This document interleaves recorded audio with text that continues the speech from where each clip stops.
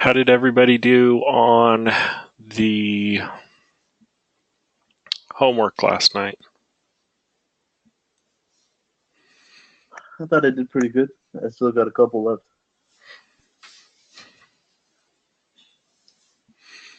Does anybody have any questions on it or? Um, I did have one. Okay. Seeing the chart. Um, I can't really hear you, Marisa. You hear me? Oh. I don't know if I wasn't seeing the ILS chart on our charts on our Google Drive. So I kind of just left it. I was like, I don't see it. Okay. Let's see. You know, initially that threw me off as well, but unlike his that he did last night, it doesn't list them in order of being able to select them. You have to scan clear to the bottom to get to the actual Yeah. ILS and the different airport approach. So we'll take a look at that really quick. So Just 1 second. Let's get this one taken care of really quick. So if you go into flight planning here, then Jeppesen charts. If you go to like Colorado Springs here, and like Greg said, you just gotta scroll down. You'll start seeing these charts, and it tells you what runway each one of them are. So like all your ILS approaches are these charts right here. There's an NDB right there, but the rest of these charts are ILS. And the same thing with each one of these. You just have to scroll down until you get to the ILS chart. Yeah, and I was doing that, but I'm in the Palm Springs one right now, so I see at the very bottom, or was there more pages? Maybe there's more pages. Let's see, like Palm Springs. At the bottom, Arnav. Oh, I see a VOR. So Palm Springs doesn't have an ILS approach. So we just have to use one of these other approaches. Now, RNAV, I don't want you guys using RNAV approaches in this class. So you would just go to this VOR chart. Okay, that's what I was thinking. Yeah. Gotcha. And you do the circle to land. So your minimums are actually, if you guys remember, the CRJ 700 is a Category D aircraft, right? We've said that. We would just go to Category D? Yeah, we use Category D for the CRJ 700s. Well, I thought all commercials were C's. Nope. It's according to your approach speed. So the 200 is a C, I'm sorry. I've got that backwards. The 700 is a Category C. But the CRJ 200 has a higher approach speed, so it's a Category D. And the ERJ or the CRJ 900 is also a Category D. The 700 is a Category C. So if you look right here, you can see the max knots here. This is what defines our category. Does everybody see that? So if our approach speed,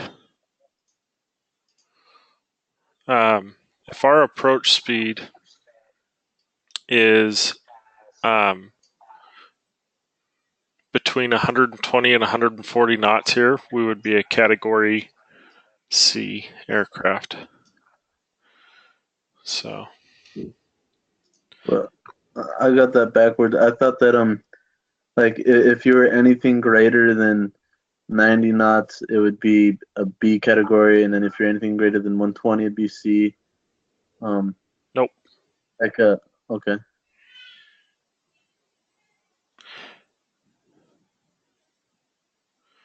Okay. So what is Okay, negative I 3 changed my miles mind. visibility? I changed my mind. You're close. Okay. Here we go. 90 knots. If your approach speed is 90 knots to 120 knots, you're a category A.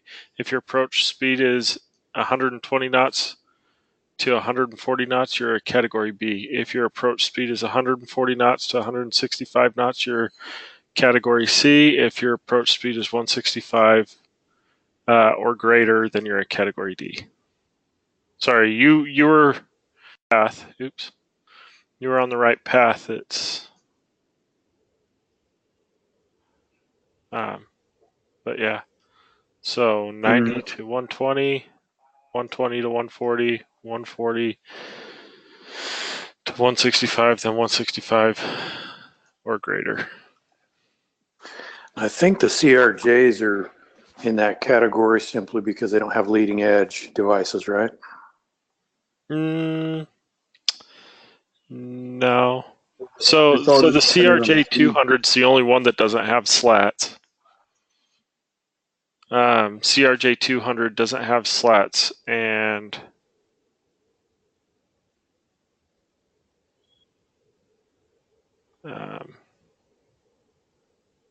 it's a category.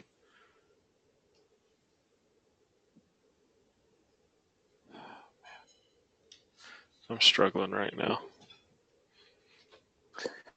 I just remember when the 200s came online at first, some of the pilots used to complain because the smaller airports they serviced, it was pretty tough because they couldn't throw down slats and get slow enough. So Yeah, that's the 200s. So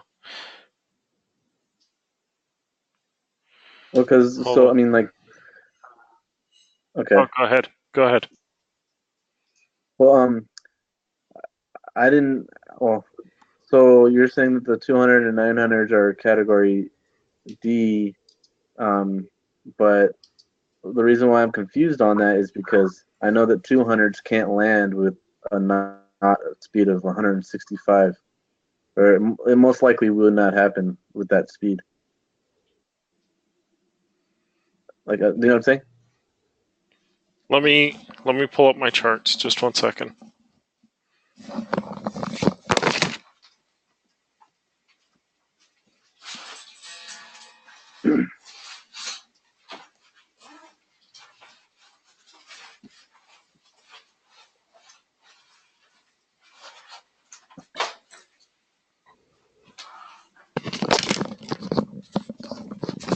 Okay. I know. Okay, I'm pretty sure. Let me just make sure before I say anything because I don't want to add any more confusion to this.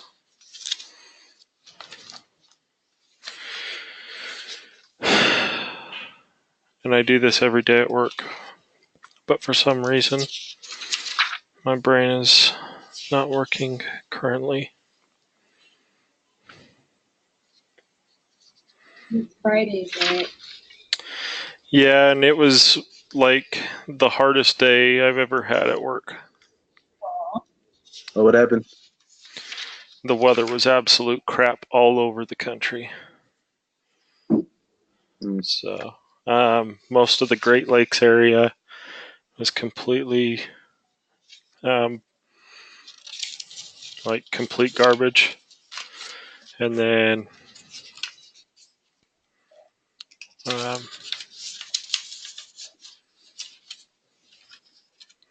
and then, uh, most of the South was complete garbage. Then, like from Texas all the way to like Alabama was complete garbage. Then Seattle had its moment. Then Salt Lake tanked. Denver tanked. Salt Lake, we had flights sitting on the ground for 2 hours and 15 minutes for one of our flights. Yeah, it was just like everywhere in the country, just kept having problems. So, Wonder and if then we it's had board. aircraft swaps that we weren't told about that required a new release and stuff like that when we were ready to push back. And I don't know. There was just some craziness going on today. So, anyways, okay. Yes, the CRJ 700 is a Category C aircraft.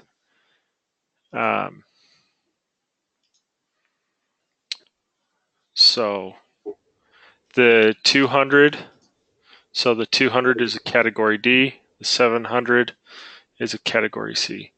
But we don't really care about the CRJ 200. All we're worried about is that all of our landing minimums will be derived from a Category C.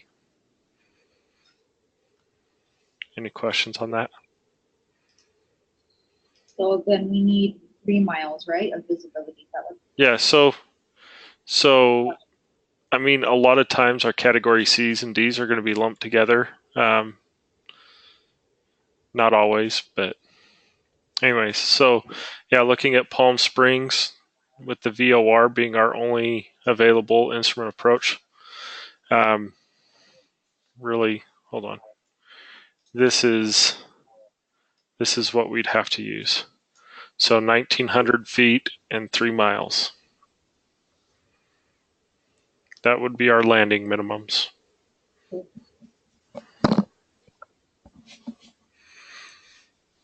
Cool beans?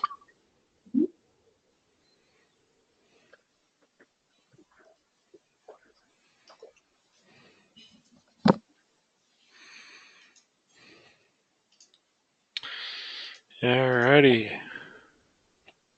But yeah, so this is where you'll find the approach plates. You just got to scroll down to find them.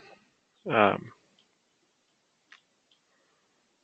saw the VOR. I just wasn't sure if you wanted us to use that. So I just was like, okay, well, I'm going to just wait. But yeah. Yeah, so what I want you guys to do when you're looking at these legal to-goes and things of that nature, when we start flight planning, all of that, the only approaches that you can use are ground-based approaches. So, you know, ILS,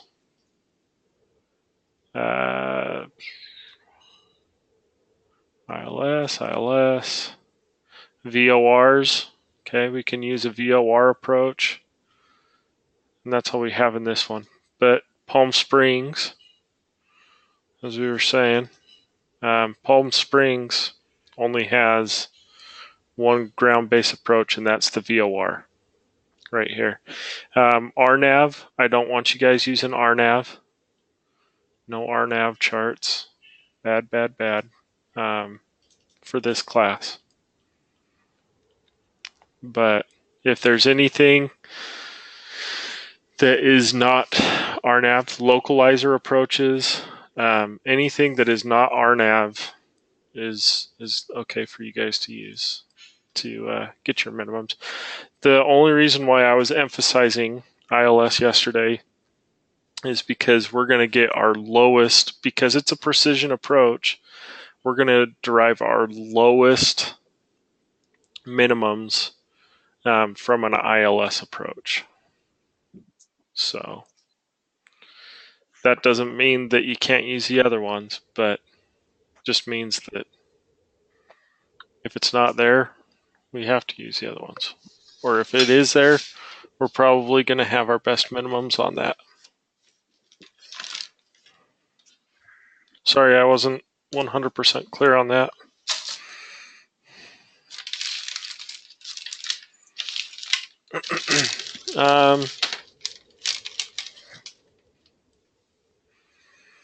Okay. Other than that, how do you guys feel like you did on those? I feel like I did pretty good, but my question was, so it is not legal to dispatch if it's 2 statute miles or less, unless the minimums No. say otherwise, right? No, that's not at all what it is. What the reason? Okay, the reason why I am setting this 2 mile bar is because that means I want you guys to look at the charts. Anything at 2 miles, I want you guys to just kind of like raise that flag in your head, saying that 2 miles, I need to be looking at the charts and making sure that I have landing minimums at my ETA. So when I see a 2 mile right here, for instance, that's just telling me, okay, you know what? I need to go look at my charts and verify that I have an approach I can use that's landing minimums will allow me. Does that make sense? Like, that's just raising that red flag in your head. That doesn't have anything to do at all with legalities. So don't get that confused.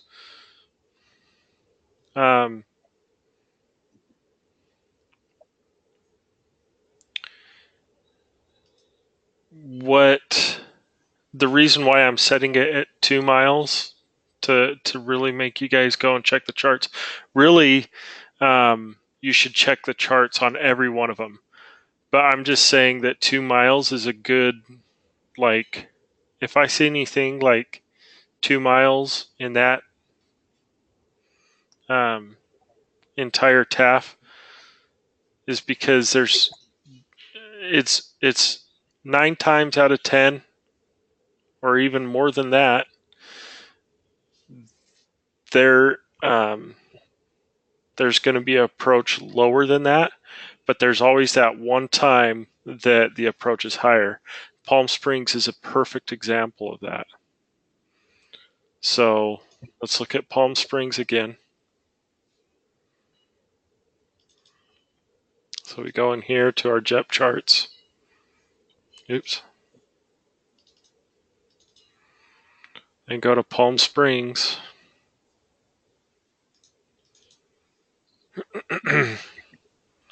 Okay, we just talked about how we can't use RNAVs. Well, this chart's RNAV, this chart's RNAV, and this last chart is the only one that uses ground-based nav, and it's a VOR approach. Okay, so if we zoom in here a little bit, what are our landing minimums for Palm Springs? We just did this, right? It would be 1900. 1903. Okay, those are our landing minimums. Okay. Why is that negative in front of it? That kind of confuses me a little bit. It's not negative. It's just spacing it out. I don't know. Okay. That's the way it's going to be on, like, pretty much every chart. Okay. And like, if you think about it, can you ever have like a negative 3 miles of visibility? Right. So, anyways, so in this instance, if we were to go back to our little worksheet here, and our ETA fell in this window right here with 2 miles, it wouldn't be legal to dispatch, right? Because we don't have the visibility required to even land at Palm Springs. And that one's the second to the last one. Okay, let's go look at this. We go up. There it is. Yeah, let's do this one really quick. So, are there any points in this entire chart here that we would want to check? Yeah. yes. right? Any concerns? Where are concerns? 2, 3, and 4 lines. So lines 2, 3, and 4. Okay, if we pull these up, or if we look at those, we've got a 2 statute mile, 3/4, and 2 statute mile. Okay, that just means go to the charts. We find out that 3 miles is our landing mins. The 1903 miles is our landing mins. So we type this in here really quick.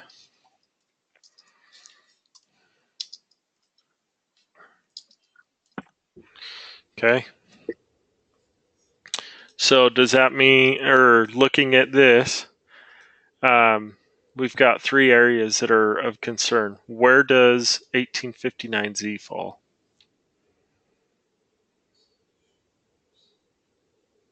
Between the third and fourth, or yeah, the fourth and fifth. I'm sorry.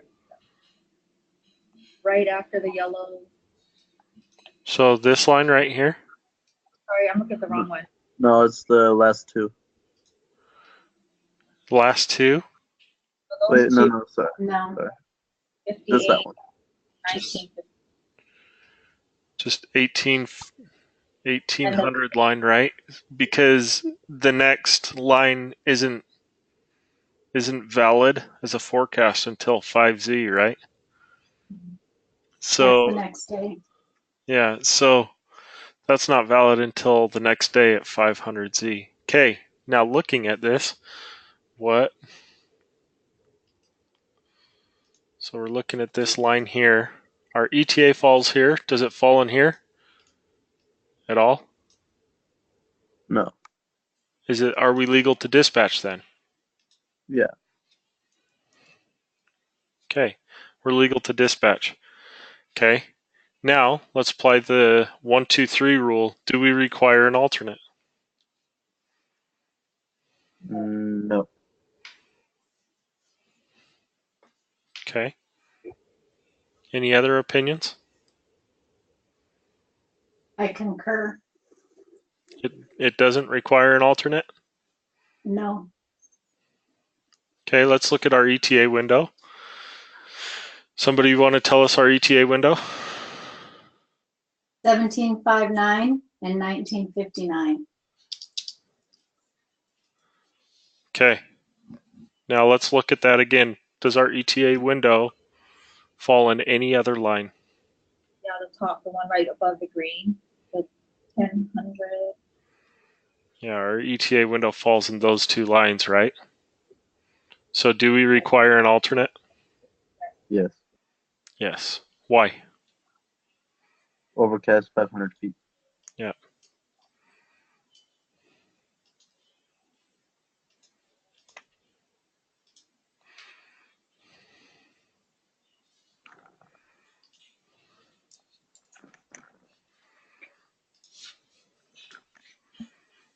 Does everybody see how we did that?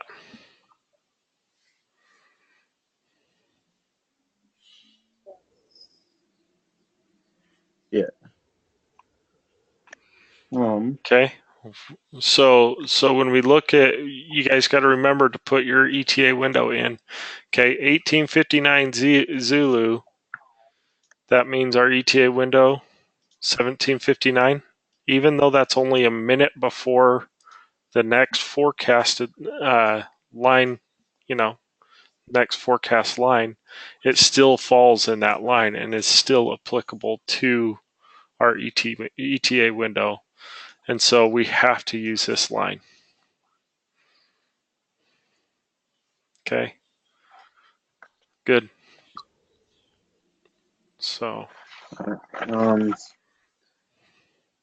So if you said that, I just want to make sure that I got one of my answers right, because I feel like I got it wrong now since you said that if it's 2 statute miles, it's illegal. So on the Phoenix problem, let's see. Okay, so what I put was, so all the visibilities say 6 statute miles, and then the last two say 2 statute miles. Um, so so I circled the last two because our ETA at 22 to midnight 20 Zulu, or sorry, yeah, you know what I mean, falls within that category. So that's why I circled it. So if our ETA window is within that category or within that section, then I put we are legal to go because because I looked at the charts and the charts minimums said 200 and a half, and since there's nothing less than a half, it's legal to go.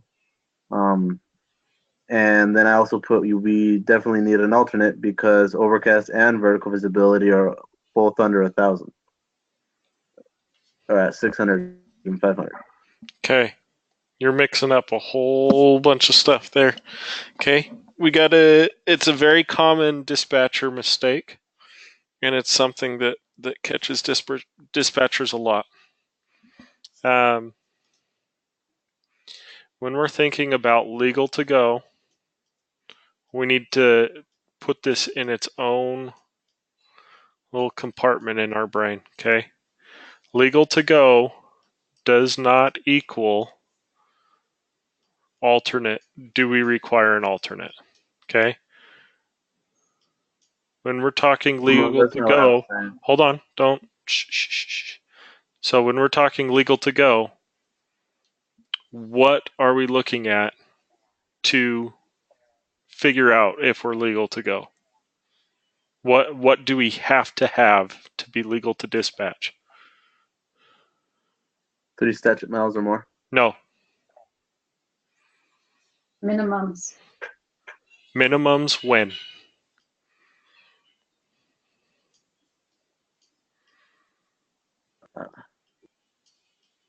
Just your ETA minimum. Yes.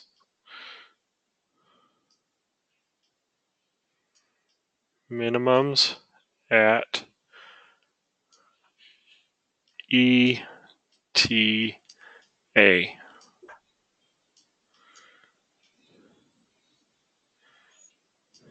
Okay. When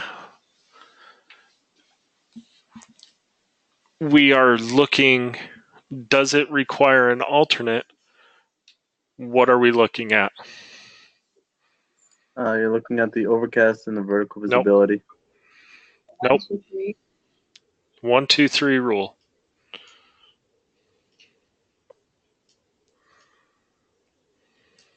Okay. 1 equals what? 1 hour before and 1 hour after. After what? We 1 hour before, 1 hour after. I don't want to look at my notebook because I need to memorize it. But I was gonna say after we land. Nope. No. Well, what no, is that called? Our estimated time of arrival. I mean. Yep. ETA, right?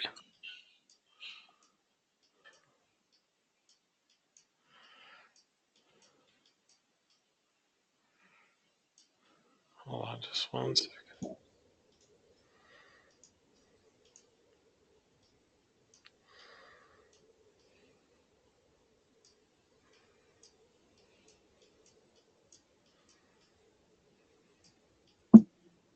Okay. What does a 2 equal? 2,000 foot ceiling. Does any of this say 2 miles or 1,000 foot or anything like that? No. Okay. So we can't confuse anything else with this. Okay, what, really quick, while we're talking about our 2, what defines a ceiling?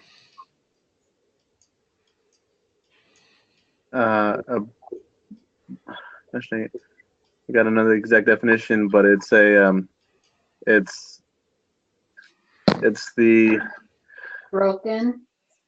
broken, Well, overcast, what about and the broken, overcast, and vertical visibility? Is it like Lowest layer. okay? the lowest layer. Yeah. Yeah, it is the lowest layer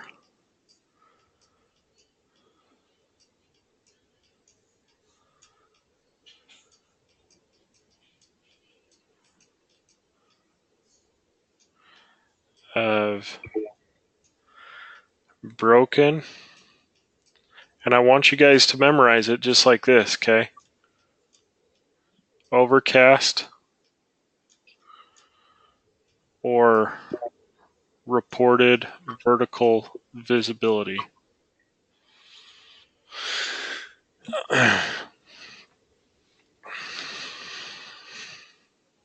Okay? Super, super, super important to memorize word for word. Okay, what does our 3 equal? 3 statute miles of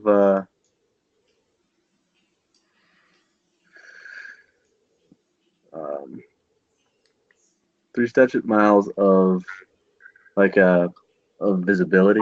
Okay, 3 miles of visibility.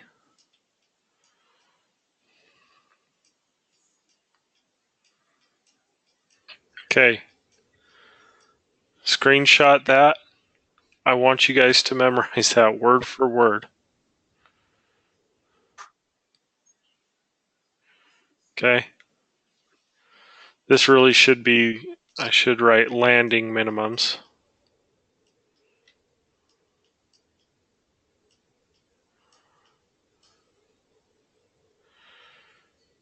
Okay, we can't confuse these two. These are 2 completely separate things.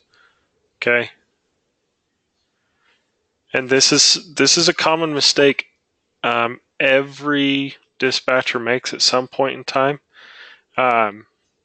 But yeah, we'll get confused at times. Well, I don't have my 3 miles of visibility or whatever it is. But what we need to do is we need to completely separate these two. They are not. We look at these 2 things independently of each other. Okay, we always look at legal to go first. Okay, why? You don't need an alternate if you're not legal to go. Exactly. So if we are not legal to go, we don't even need an alternate. We don't care if we need an alternate. We don't care if whatever. Okay? This is always number 2 after we've evaluated legal to go and proven that we are legal to go. Okay? But they are independent of each other. So when we're looking at these things, we need to be extremely careful that we follow this. Okay. Does everybody have that screenshot Yes. memorized, taken care of? Yeah. Okay. So that being said, let's look at Phoenix really quick. So our ETA is 2320. Do we care to look at our ETA right now? No. Okay, I want you guys to follow this step for step. I don't want you guys to do your own thing or try to shortcut it at all until you've got this down. Okay. Are there any lines in this TAF that make us go, we should probably look at our charts? There are 2 statute Yes. miles.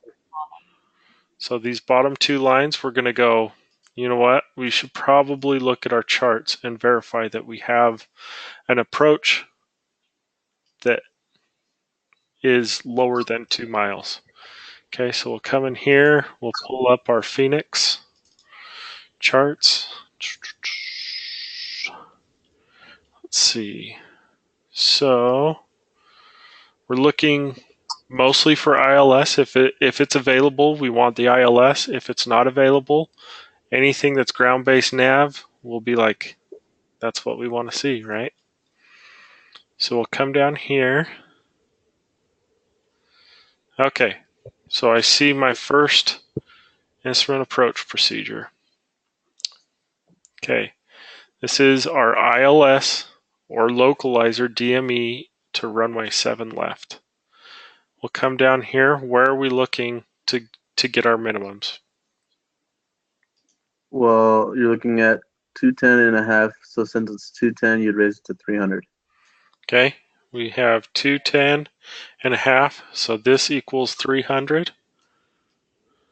Okay, Yes. good.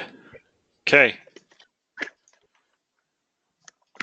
I'm not satisfied with 210 and 3 with 300.5, so I'm going to keep looking. I mean, technically I am, because I know that that's lower than 2 miles, but let's look at all of them here. Okay, this is another ILS approach. 253 and 3/4. Okay, 253, we round to 300. Okay, and 3/4 is higher than the half. So we go, don't really want that one either. So we'll It's higher come, than the half? what? You said, I didn't know 3/4 was higher than a half. Yeah, so I 3/4 thought that is was greater than a half.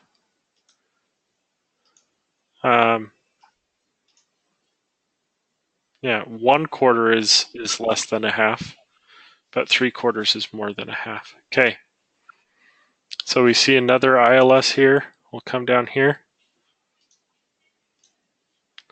Okay, we've got 300 again. Okay, 300 and 1 mile visibility. Still not satisfied because we've already beaten that on a previous chart. Got another ILS here for runway 25 left. Oh man, what are the absolute lowest minimums you can get? 200.5. 200 and 1/2. Okay, that's the lowest minimums you can get on a Cat 1 landing. Okay, so just for kicks and giggles, we'll go through the rest of these. This one's 300 and 3/4.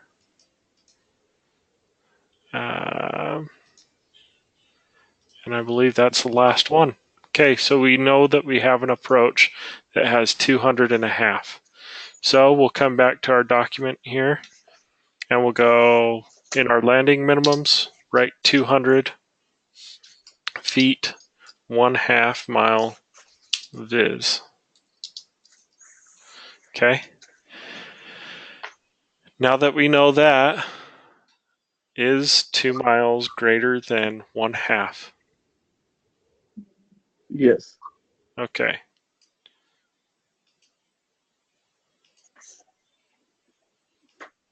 Okay. So we know that this entire TAF is legal to go, correct? Yeah. Okay. Because the Okay. only thing we're looking at when we're looking at legal to go is visibility. Okay. Now, is there anything in this TAF, or do we require an alternate on any of these lines in this TAF? Yes. Which lines? The on all of them. Okay. Every single one of these require an alternate, right? What in particular? Like why do each one of these require an alternate? Because none of them are at 2,000 foot ceilings. Okay, 2,000 foot ceilings. So we'll go through all of these. We'll mark all the 2,000 foot ceilings that we see. What's the other part of the 1, 2, 3 rule that we can look at too? 1 hour before and after.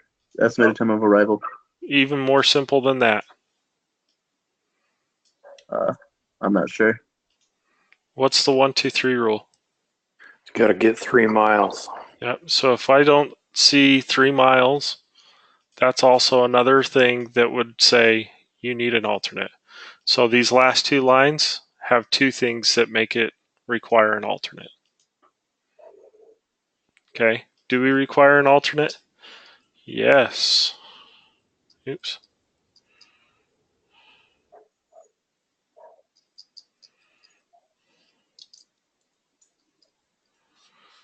Okay. Did we have to figure out our ETA window? No. Did we have to look anywhere in this TAF for our ETA? No. Okay. Good. Right? Okay, so just so I can understand it clearly, so when it says 2 statute miles, then that's not let's see, there was 2 things to that.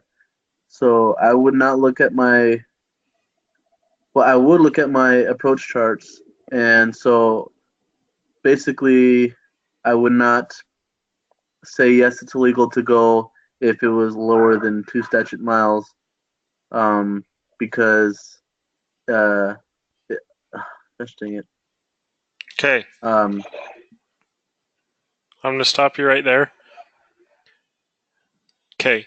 You're not going to say it's legal to go if you see 2 miles or less until you've verified that you have an instrument approach that gets you lower than 2 miles. Okay. Your landing minimums are less than 2 miles. If we find an approach that's less than 2 miles, then we're good, right? that's what I meant to say right there. Yeah. So 2 miles doesn't make it illegal. 2 miles was never the bar set. That was just kind of us going, hey, we raised a flag 2 miles. I'm checking my charts. Okay. I'm gonna do. Hold on, just 1 second. I wanna do this one really quick.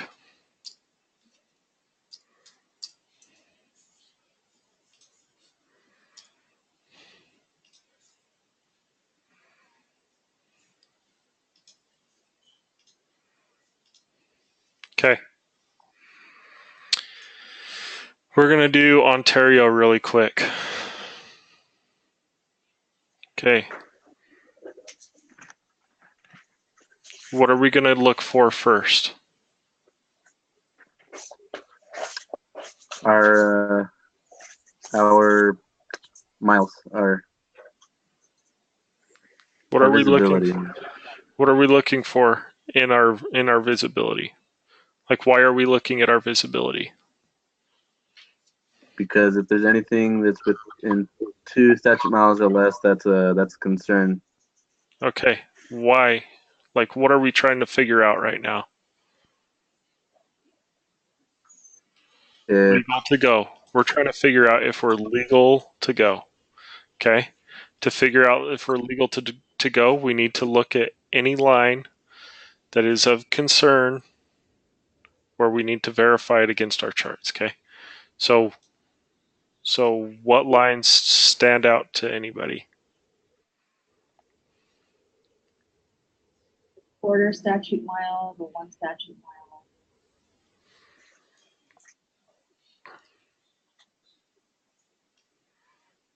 Oops.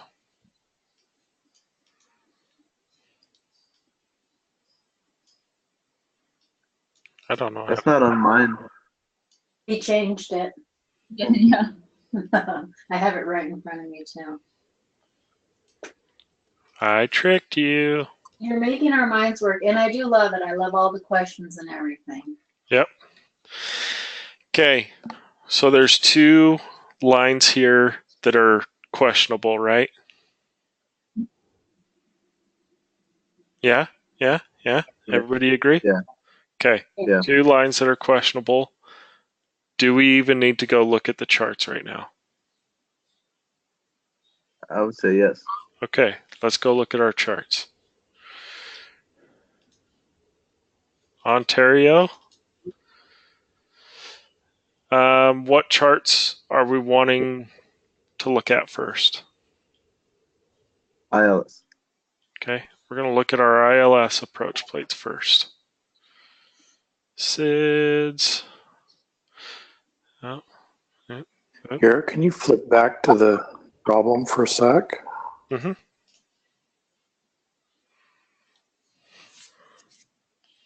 So I'm looking at quarter statute mile, and the lowest we'll get is a half. Okay, that's a concern, right? I'm saying not going to happen. If it falls on that line. Right, if it falls on that line. Right. But for practice here, we're going to go check He's out gonna some make it charts fall here. on the line.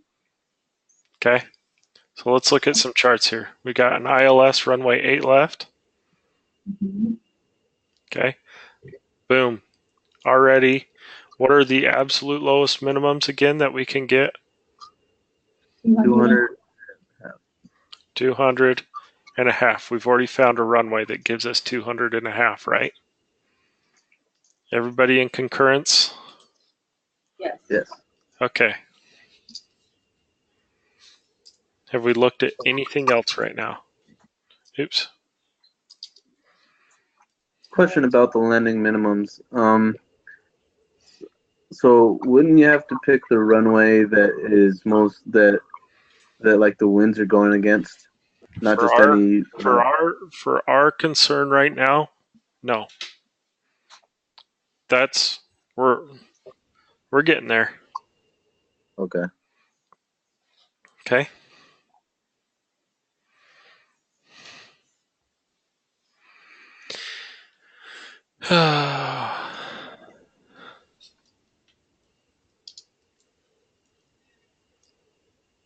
uh,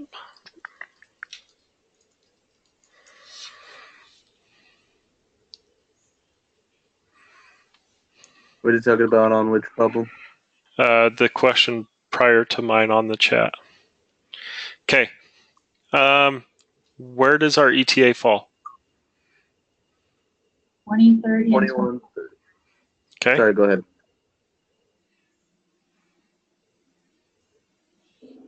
falls on that line. Falls on this line. 19. Is that what somebody said? Does it fall on that line, that line, that I'm line? looking for 20, 30.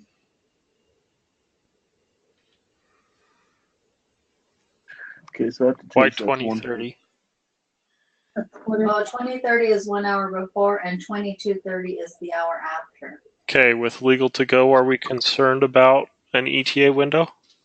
No, I'm sorry. Yeah, no. Okay. All right, so we're just looking for where our ETA falls right now, right? Mm-hmm. Okay. Where on this TAF does our ETA fall? Statute mile line. Right here? Is that what you said, Marisa? Yes. Yep. Yeah, it's right there. Okay. Are we legal to go at our ETA? Or Huh? No, No. Okay, why? because 1/4 is less than 1/2. Yep. Okay.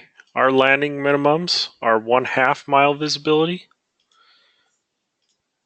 We only have a 1/4 mile in at our ETA.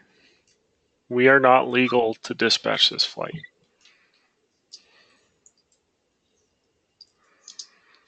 So that's when you wouldn't bother even looking at an alternate. Yep. We don't care about alternates at this point.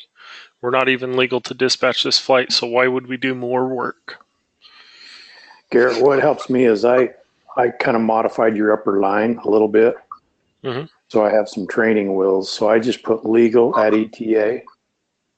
an alternate at 1, 2, 3. Yep. Or I make that very same mistake. Yeah. You know, I So keep kind of getting them vacillated a little bit. yeah. So that is a great point.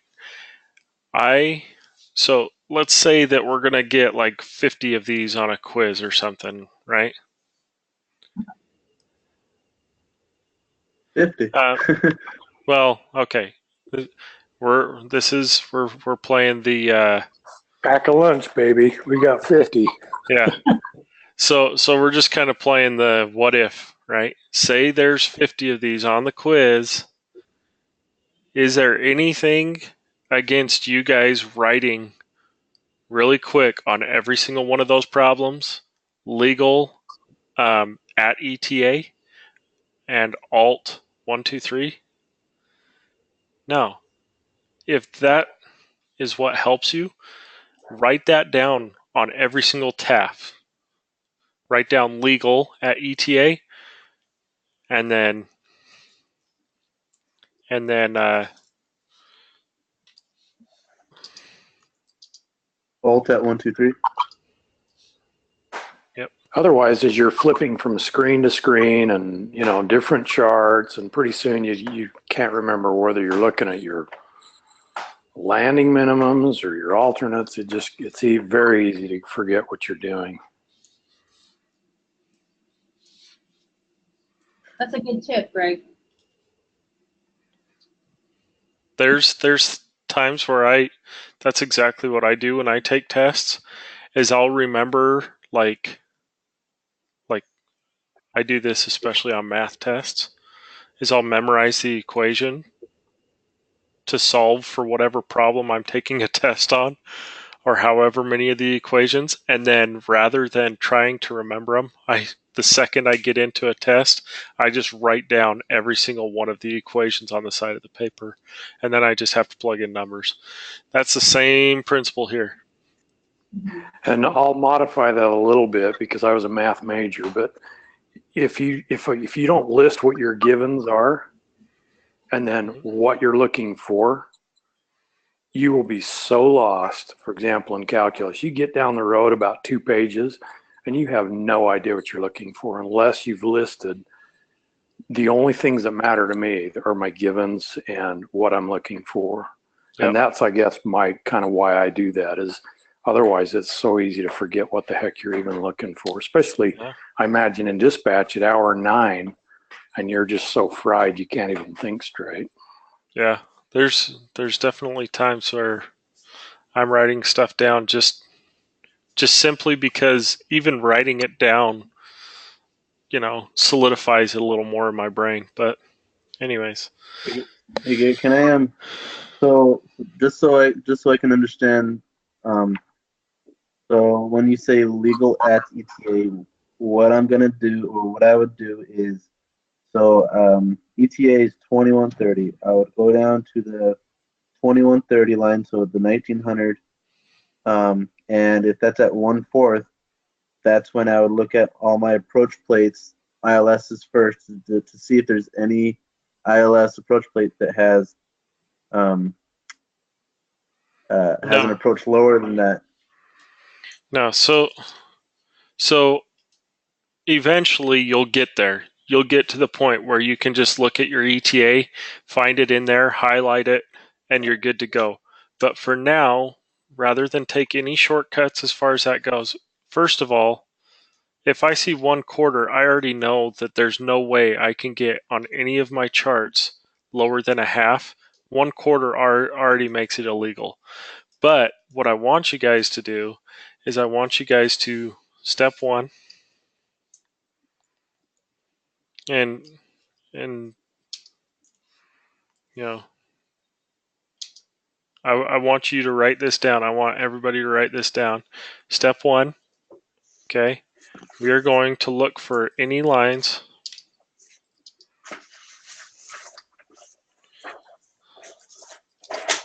that have, let's just even say less than 3. That doesn't mean 3 you have to look. That just means that, say it's 2.5, 2 3/4, whatever it is, less than 3, look. I thought that was a greater sign. Yeah, that is. My bad.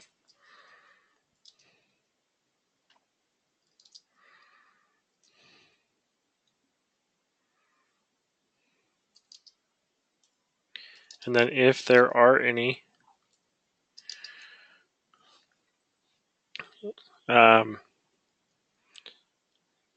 look for an instrument approach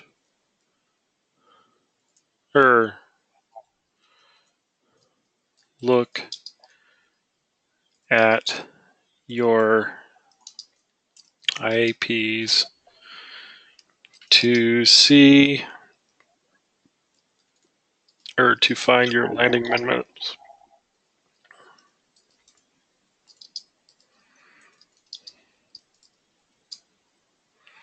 Okay. Step 2. We've figured out our landing minimums.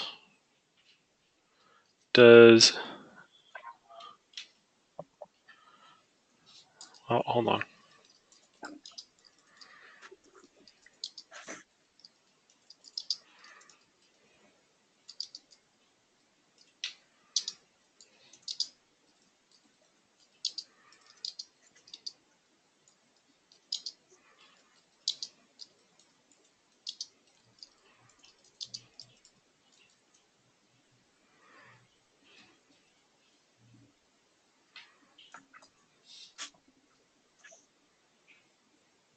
Step 3.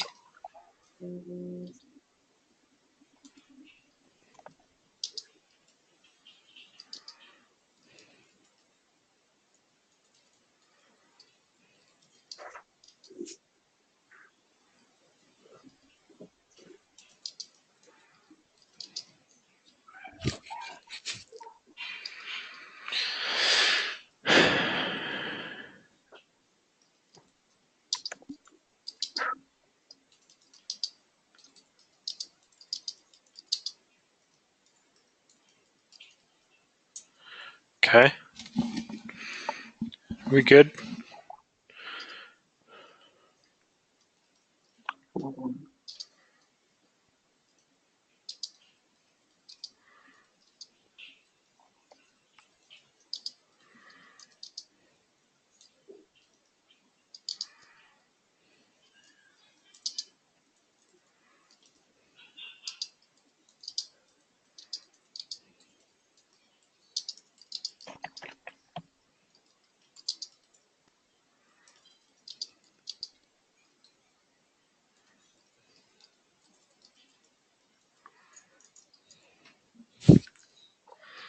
Okay. Everybody following along? Yeah.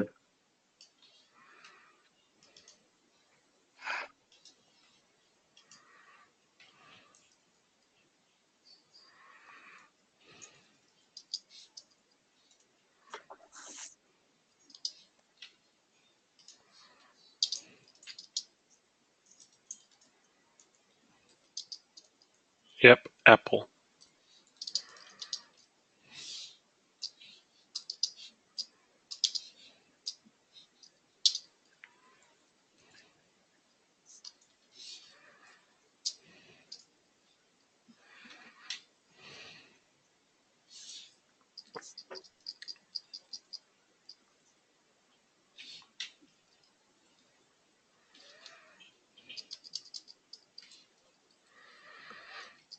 Anyways. All right. Step 5.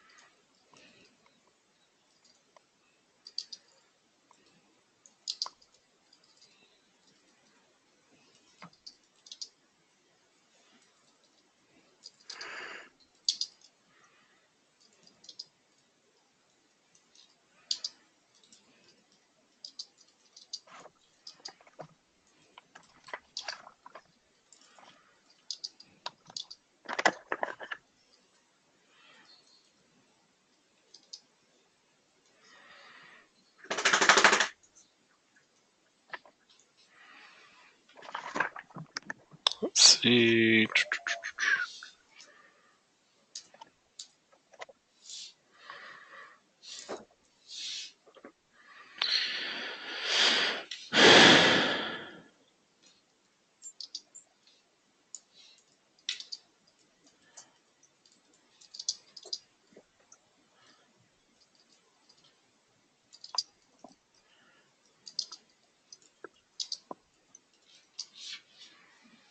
Okay.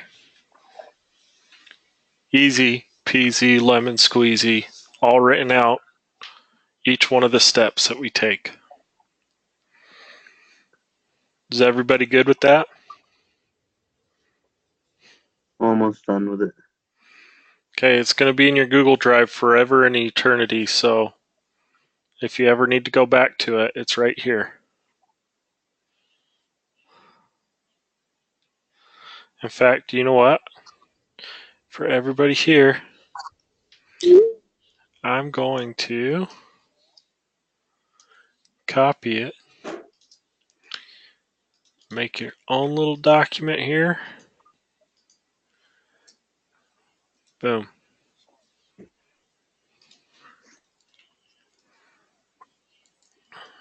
Legal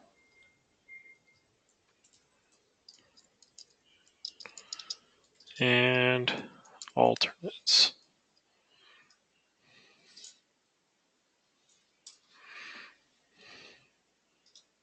Okay, it is now in your files. Okay, that being said, we are going to be done with TAFs for this week. Okay, go back through the worksheet, follow those steps.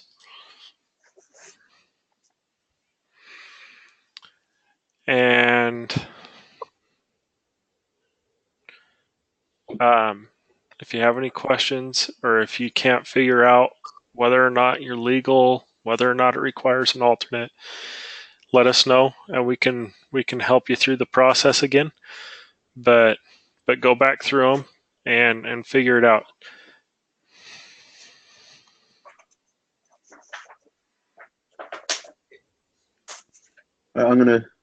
I'm gonna basically create a whole new. I'm gonna do the same sheet, just erase everything, and then There you do it go. over again. Yep. Whatever you need to do.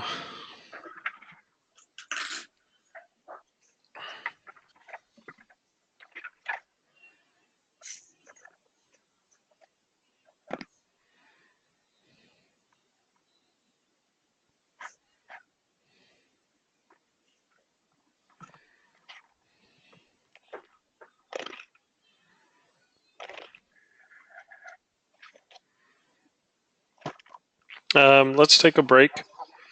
You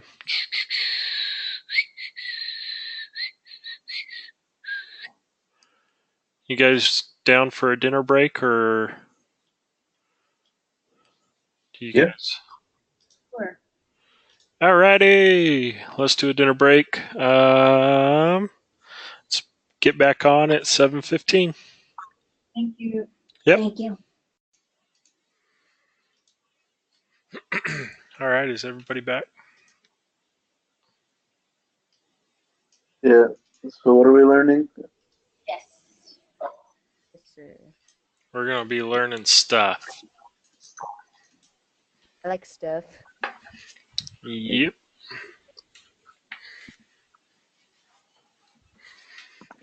All right.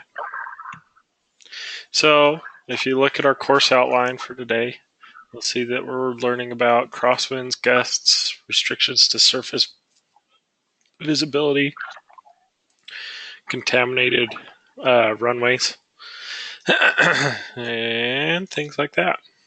So here's a reading packet, just like all the other ones that we've gone through. We're going to go through and read this, but it's here for you guys to come back and review and read through as many times as you want. Take notes on whatever you want to do.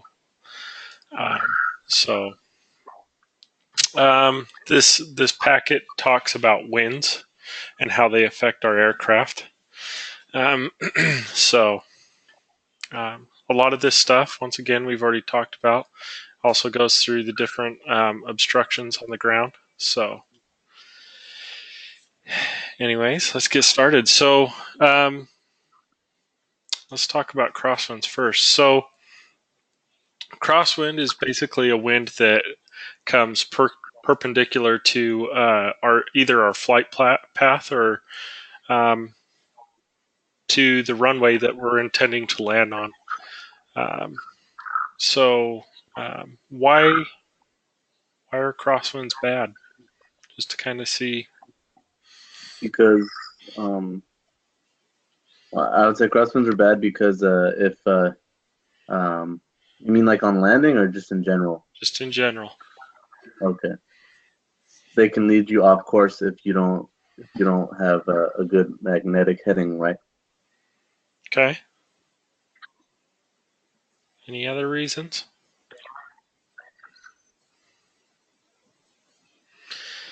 Landings are rough, so you get a crosswind. An airplane weather vanes, and so to try and keep yourself from drifting off the runway, drifting off course from a glide slope, for example, you need to crab into the wind to keep centered over the runway, and then at the last minute apply significant rudder to kick your nose back around. But you'll just completely misalign with the runway and flip the plane when it lands. So yeah, so it's dangerous because it can be dangerous on landing because you know, like Greg said, we kind of got to crab into it, and we got to come in on a funny angle on our landings. As far as flying across country or just flying anywhere in general, along our route of flight, if we're not adjusting for the wind, then we could be miles off course. Kind of like Matt said, it's it's really bad as far as as that's concerned because if we aren't calculating our winds correctly, we could be and we're going across the United States. We could be hundreds of miles away from where we want to be, depending on the winds.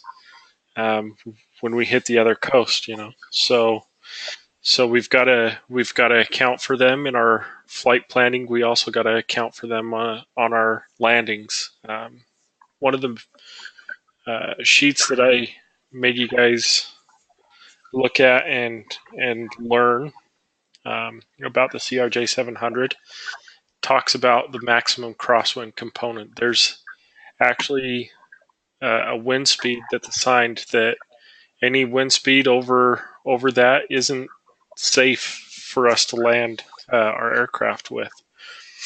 Um, so we've got to take our winds into consideration when we're flying.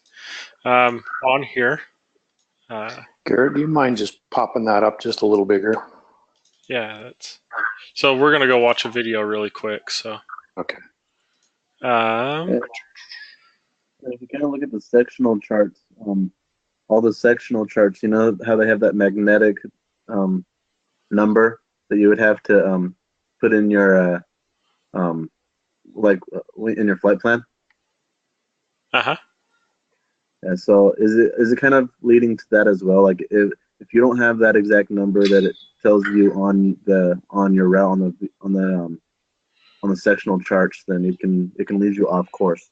Well, it's not on the sectional charts. The sectional charts. So there's a couple things that we've got to account for, right? We've got to account for our magnetic deviation. We've got to account for, we've got to account for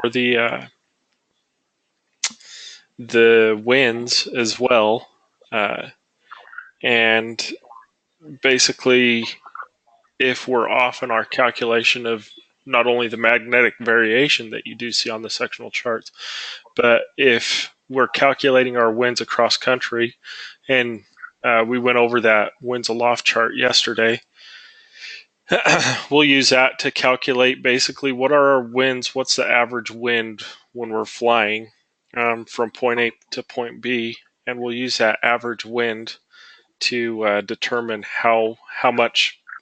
Kind of like Greg said, we've got to crab into that wind in order to stay on course when we're flying our legs. So when we talk about crabbing, this video shows us a good example of what crabbing is and what a crosswind landing is. And it's more exaggerated when you're landing because you have the ground for reference. You have a nice straight line too. So it's easier to see what we mean by crabbing. So let's watch this video. Is it really choppy when I play this video for you guys? Let's see. I haven't seen it yet. Okay, here it goes. Yeah, it is.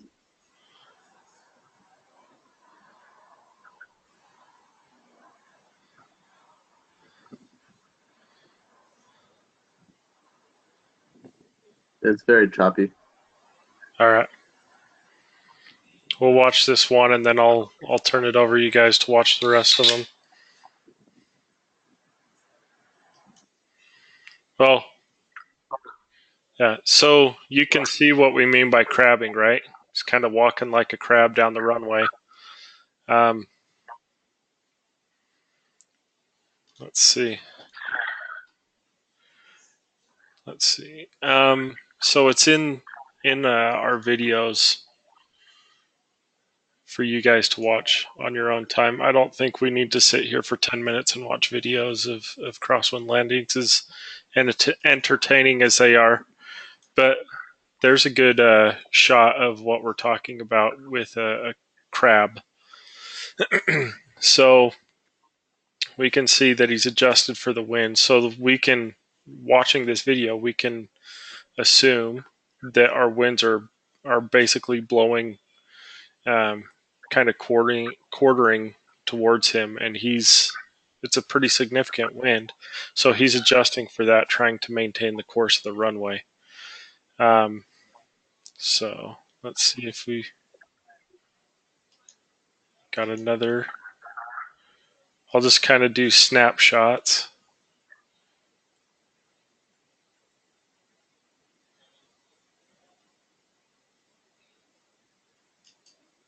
There's a good one.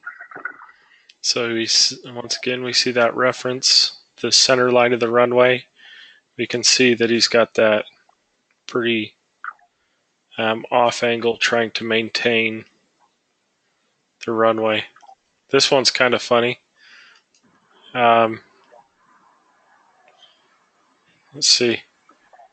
You can see he corrects, and then he overcorrects, and then he finally touches down, and it's like he's going sideways even when he touches down. So, pretty extremely dangerous winds. I had my second cross country solo to Midway up above Salt Lake there. Mm-hmm. And it told me that I had runway narrowing due to snow because it was in the winter. And I didn't pay particular attention to the crosswinds as much as I should have. And I got up to there and I got closer to the runway and those quartering winds. I started to crab, and as I got lower, I realized that those snow drifts on both sides were as tall as the airplane. I mean, it was like a bobsled run. All of a sudden, as that runway grew in size, it just, talk about claustrophobic. I just thought, man, if I screw this crab up, I'm a dead man. So it just, you don't realize how much or how important crosswinds are until you have to kind of slice through a little channel like that. But it's scary. Yeah, that's how a lot of my training was at Bountiful Sky Park. It's a pretty skinny runway, and it's not fun sometimes. But yeah, so these are your crosswinds. Look how, that's a 757, and look how crabbed into the wind he is. That's a significant wind. Isn't that a 777? Or I don't think it's a 757. Oh, it's a 757. Huh. The wheels a pretty good indicator.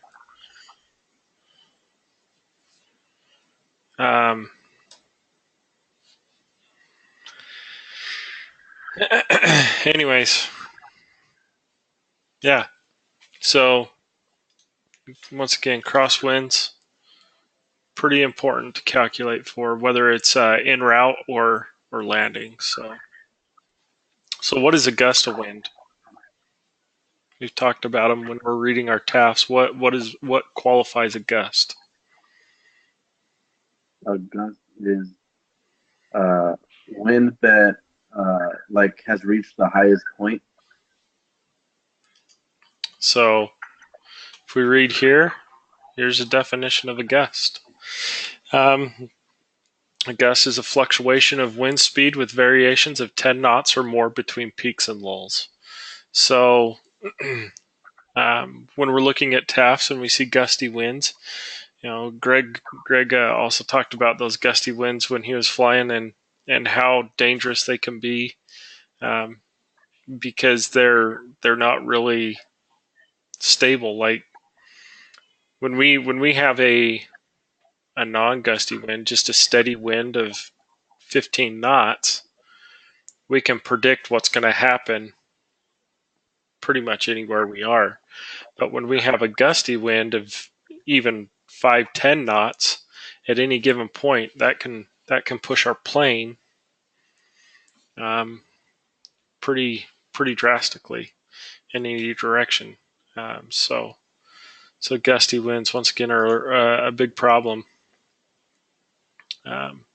Like it says here, a gust increases airspeed, which increases lift, and may cause the aircraft to briefly balloon up. Once the gust ends, a sudden decrease of airspeed occurs, which decreases the lift and causes the aircraft to sink. Gusty winds at the point of touchdown provide significant challenges for a safe landing. So, okay, tailwinds. For everything but landing and takeoff, tailwind's a pilot's favorite, best friend. So, when we talk about tailwinds, when we're en route, they're really good because they push us along. We get a more efficient cruise out of it because we can throttle back the engines a little bit and just kind of let the winds help push us along. It's kind of like riding a wave, kind of like a surfer, right? They're really good for us, but in the event of a landing or takeoff, we typically fly with a headwind. And why do you think that is? Because you get more because the wings generate lift if you're going against the wind. Well, don't they generate lift with a tailwind as well? I mean, a tailwind's not going to throw us out of the sky, right? It's just no. So a tail or a headwind just increases the speed of the air flowing over the wing. So a headwind helps us generate lift quicker. We get better performance from a headwind than we do a tailwind. A tailwind, with it pushing us, it basically it takes a greater amount of speed to generate the lift because it's kind of like it's starting out with a penalty. So with a tailwind, say we have a 10 knot tailwind, basically we start with a 10 knot penalty, and whereas if we have a headwind of 5 knots, we might be taking off at 140 knots, but with a tailwind of 10 knots, it's going to take us, we're going to have to be doing around 155 knots in order to generate the lift that we need. And and with the tailwind, it's pushing us down the runway a little bit quicker. So it's not um, ideal to have a tailwind for takeoff or landing. Now, does that mean that we can't land or take off with a tailwind? No. No. It just means that our wind restrictions are a lot greater. We with a tailwind, a lot more penalizing. With the CRJ 700, we can't land or take off with anything greater than 10 knots of wind, of tailwind. So headwind, there's no penalties. Headwind, we can take off or land with 100 mile an hour, headwind. Probably not the safest day for flying, but there's Yep, no you penalty. just release brakes and put down a notch of flaps, and you're in the air. Yeah, yeah. It was crazy. I was actually doing some flight training over the Great Salt Lake. We were going out to Tooele, and there's a visual reference called the Garfield Stack.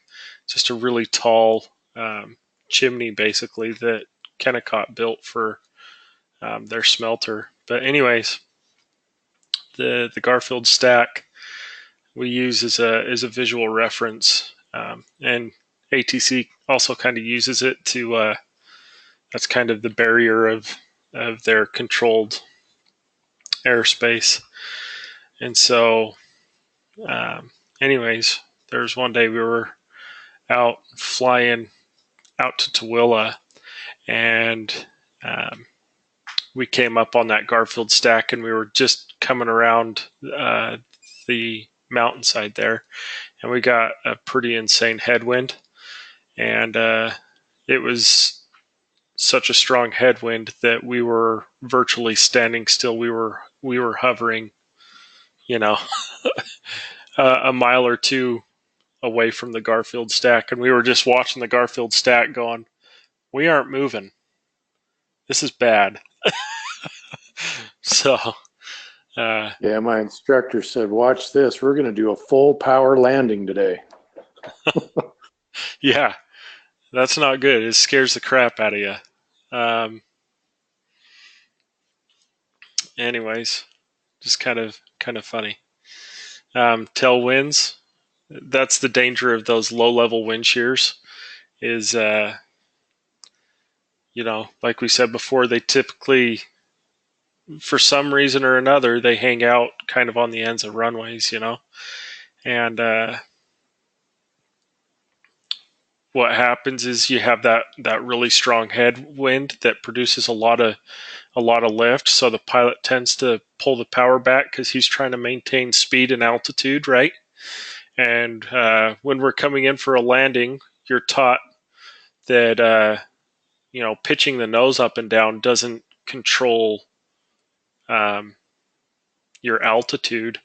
Your throttle controls your altitude. So if you're trying to maintain a descent, you're pulling out throttle instead of pitching your nose up. Now, you pitch your nose up to reduce the speed, but the throttle is what changes your altitude. So those pilots, they encounter that really strong headwind, they pull out the throttle and they start pitching the nose up to maintain their descent. Well, as soon as they hit the that center of the low level wind shear, or those microbursts, all of a sudden they have that insanely strong tailwind, and the pilots are jamming the throttles to the stops and can't recover in time, due to their proximity to the ground. They're really low to the ground already coming in on that approach, and then all of a sudden they get hit with a tailwind, and they can't recover in time because of it. So, variable wind or sudden wind shifts, they're just that, the wind can come from any direction. Well, sudden wind shift is a line or narrow zone along along which there are abrupt changes of wind direction, both even at low speeds can make takeoffs and landings difficult. A headwind can quickly become a crosswind or a tailwind. So once again, kind of dangerous, and that's why when we're looking at METARs or TAFs, we're looking at those things, is because they can be extremely dangerous when we're landing or taking off. So wind shear, it's a change of wind and speed, or wind speed and or direction, usually in the vertical. So this is that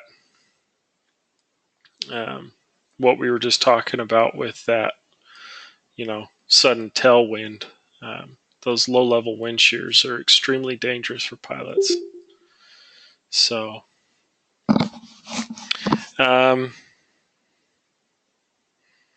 so this is, like I was saying before, this is when we were talking about mist and haze and things like that. I think it was on Tuesday or Wednesday.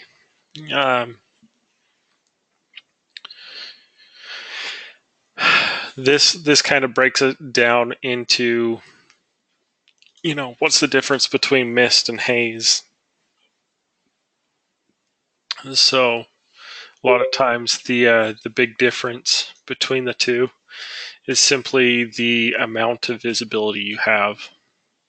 So mist is a very visible aggregate of minute water droplets or ice crystals suspended in the atmosphere that reduces visibility to less than 7 statute miles, but greater than or equal to 5/8 statute miles. So mist is this visibility range. You guys don't have to memorize this, but it's just kind of important to know the differences between the different visibility or obstructions to our ground visibility. So this is the important thing to remember with mist is just that it's a 5/8 statute mile to 7 miles. Once again, you don't have to memorize that. But it's similar to fog, but it does not obstruct visibility to the same extent. So it's just a thinner, lighter type of obstruction or obscuration. So mist may be considered intermediate between fog and haze. It has lower relative humidity than fog and does not obstruct visibility to the same extent. However, there is no distinct line between any of these categories. So, yeah. So haze is a suspension of extremely small particles. Once again, the difference between haze and mist is that this is water droplets. This is just small particles. So the thing about haze is, like it says here, it's blurring our vision, blurring the ground, basically. So it's not necessarily anything to do with moisture. It's more of just those small particles. So it's typically associated by like a yellowish veil. Yeah. So it says haze occurs in stable air and is usually only a few thousand feet thick, but may extend upwards of 1,500 feet or 15,000 feet. So that's pretty extreme, pretty high. So yeah. So smoke, pretty self-explanatory what smoke is, right? The important thing to remember about smoke is how dense it is. Like smoke can completely obscure our visibility, and it's just extremely thick. So if there's smoke being reported in the proximity of the airport, probably going to be getting some really poor visibility readings at the airport, right?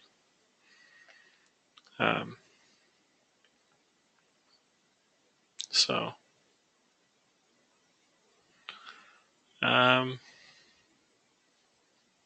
it says here one of the important things to remember about smoke and haze is fog evaporates, but haze and smoke must be dispersed by the movement of air.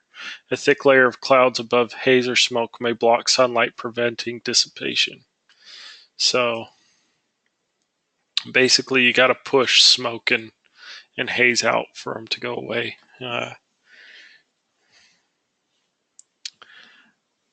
And if there's no sun, there's no winds, it can hang out for a long period of time. So we know what precipitation is.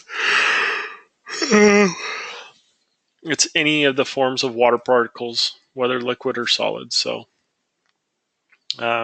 precipitation doesn't necessarily discriminate. Is it snow, rain, drizzle, hail, anything like that? It's just all of those are types of precipitation. So blowing snow. Once again, this is associated with a visibility, or Here, just backing back to precip. So if I'm applying that to a METAR or a TAF, so when it says 0.01 for precip, if I were to just look at that alone and not in front of it, rain or anything else, it would just be the inches, right? So I might have a 0.01 inch of snow, rain, or drizzle. Is that what you're saying? So where does it say 0.01? I'm making that up. It's okay. I'm looking at a METAR. I get precip P0001. Mm-hmm. So yeah, it doesn't discriminate what type of precipitation it was. So if we look at a TAF really quick, let's go back to here, or a METAR. As you can see here, so you're talking about like this one. Yeah, it's just saying that the type of precipitation that's above, this is how much of it has fallen. So you can get precip with snow, rain, drizzle, any of the above. Is that what you were asking? Yeah, and then of course, if you read above or below, or maybe in the remarks, it's going to give you context, as in rain or Right. light snow or whatever. That's where you're going to get the dissemination of what type of precipitation it was. So, so yeah, precip. It's just the general way of saying that there's some type of falling moisture.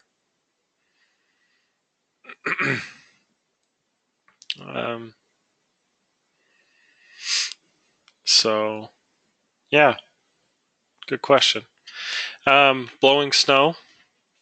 Once again, the thing to remember is that blowing snow, it's not considered blowing snow until it reduces visibility by less than, so it reduces the visibility to less than 7 statute miles. So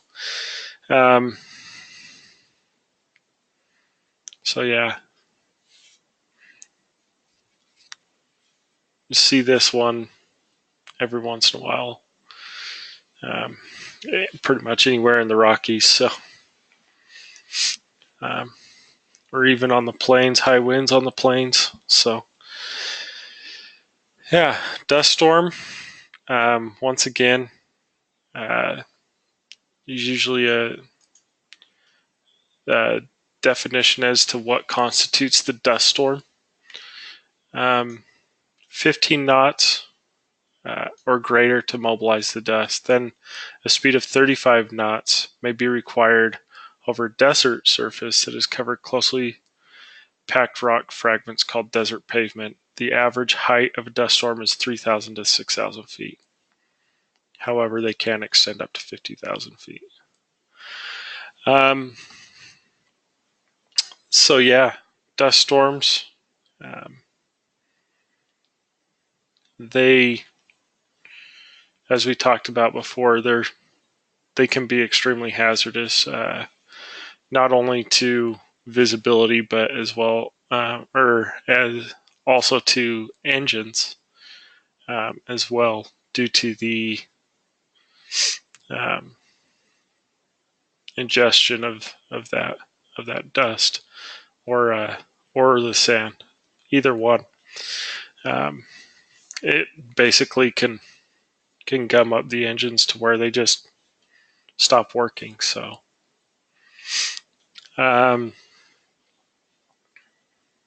so sandstorm. What do we call these? These sandstorms?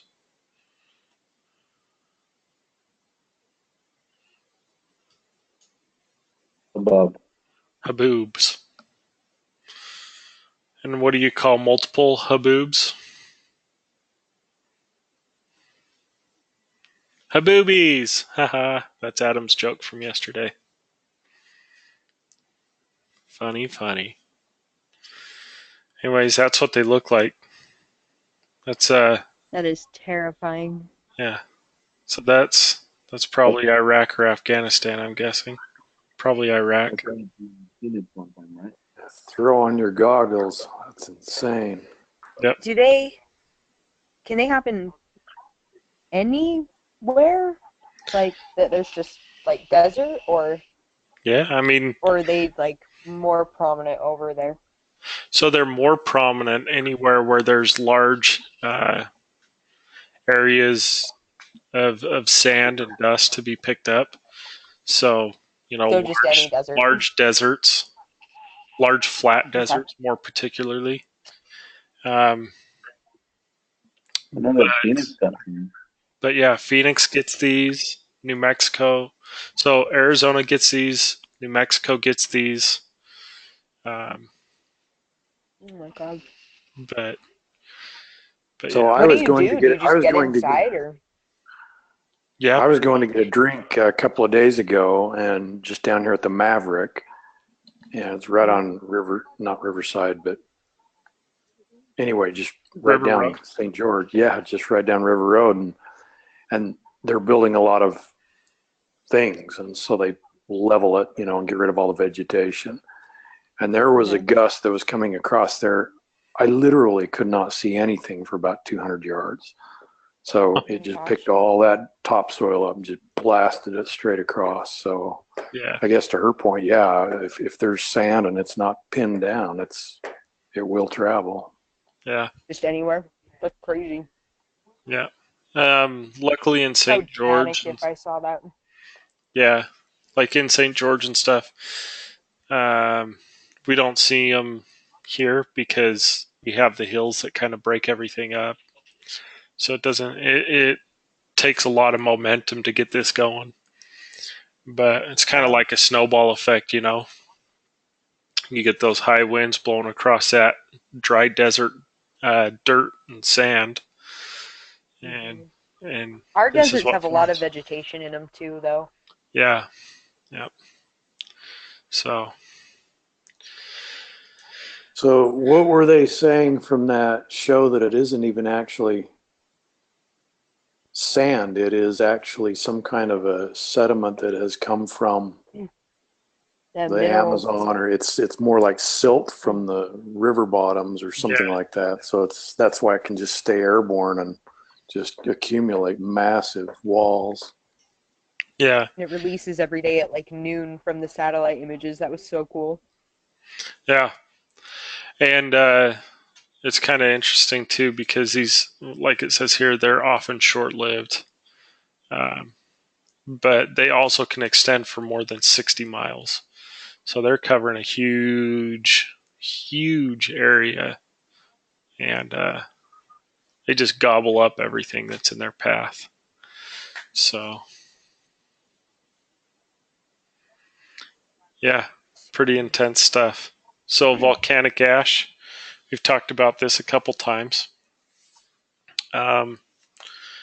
And there's a video I want you guys to watch. It's pretty horrible quality. I would love to. Uh oh, wrong wrong day. Don't panic, Garrett. Okay. In our day 5 here, there's videos that kind of talk about some of these major weather phenomena and crashes that have been associated with them.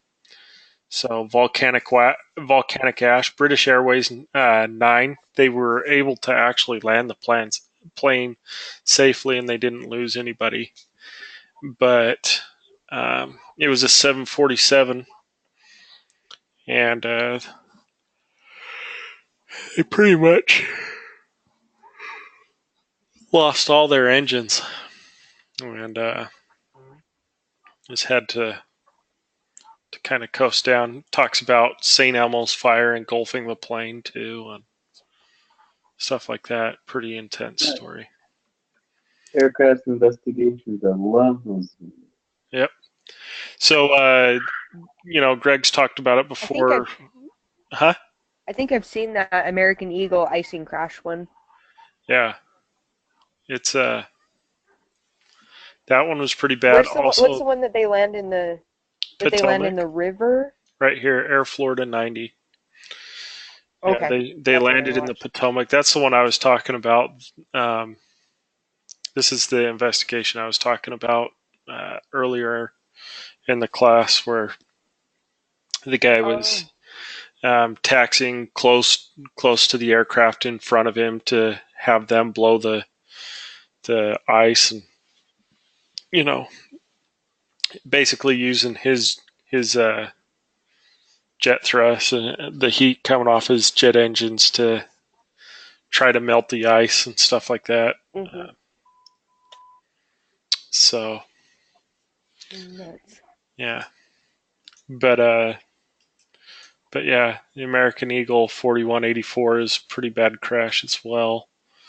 I don't think anybody made it out of this crash alive, if I remember right. But then we have like a video about turbulence. Then we've got this Delta 191 microburst crash. It's all of these ones.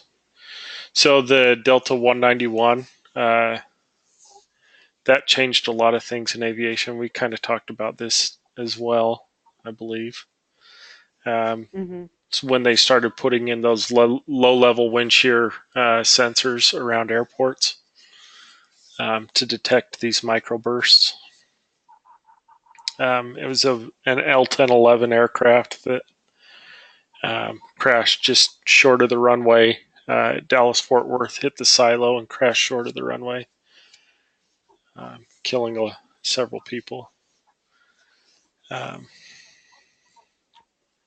So yeah, like it says in the note here, the video is really only 43 minutes. After that, just you can turn it off. But each one of these, I want you guys to watch them because it goes along with, you kind of get a realistic, you can see heartbreaking how much it affects our aircraft. So, yeah, and a lot of it is pretty sad what it does. Anyways,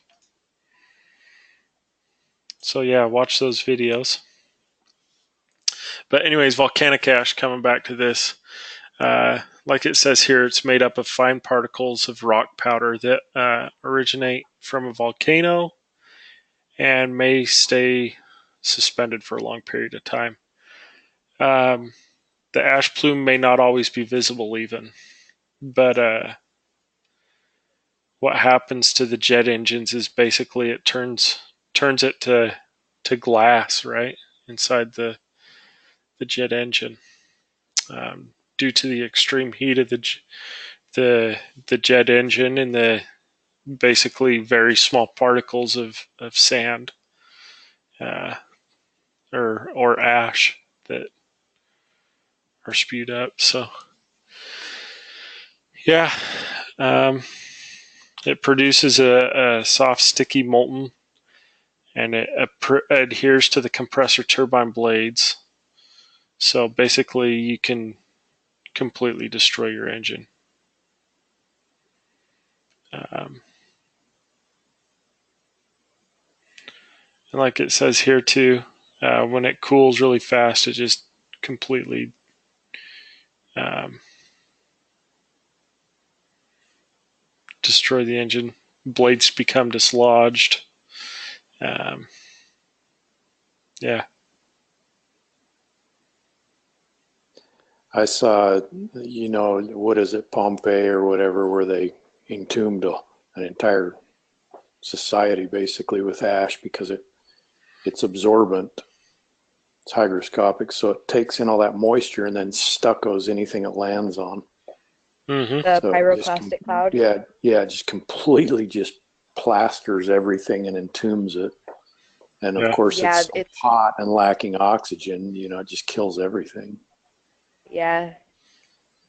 And then they hit the water, and it turns into a cold lava flow, and that same sticky cement substance just continues to take over everything. It's awful. Yeah. There's I get pretty much every day I get a volcanic ash advisory, um, due to two volcanoes down in the Mexico area. Let's see if I can pull it up.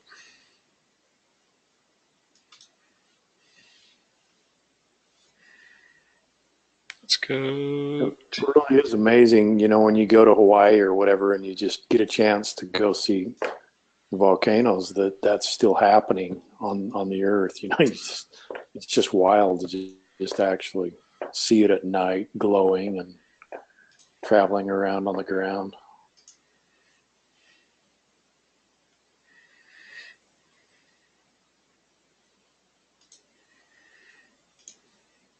Yeah, it's oh, I remember where it's at. I remember what I was looking for. It's not there.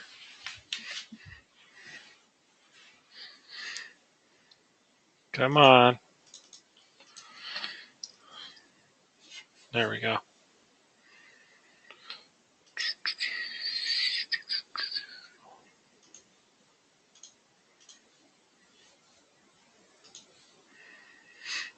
Let's see if there's any ash tams down here.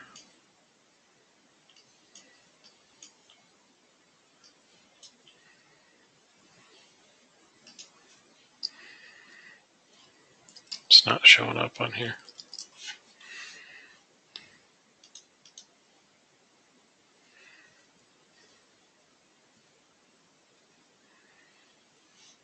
Mm-hmm.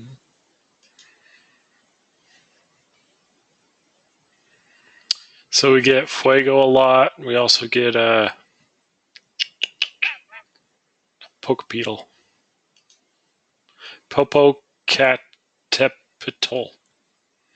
We call it Popo because nobody can pronounce that. I guess unless you're Adam, you spoke that stuff. I don't know.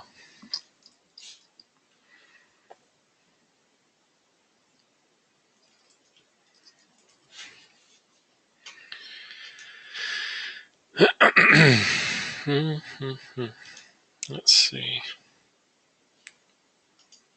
It doesn't show you where they're at.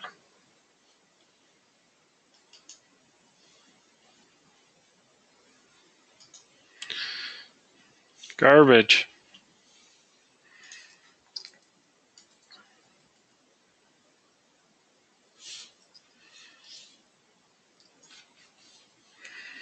So yeah, this is Popo. And it pretty much is going off nonstop. Every day we get a nice little advisory that Popo's acting up again. But it sits right next to Mexico City. So pretty crazy, huh? There you go. There's some St. Elmo's fire.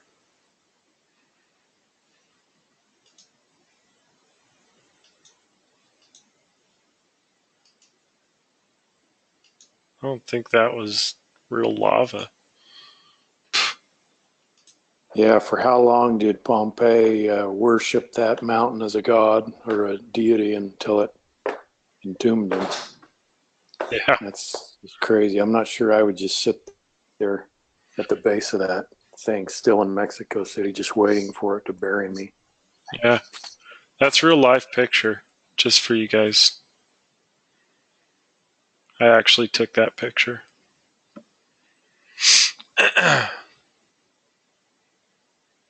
Anyways. Okay, cool. Ash, volcanic ash, bad.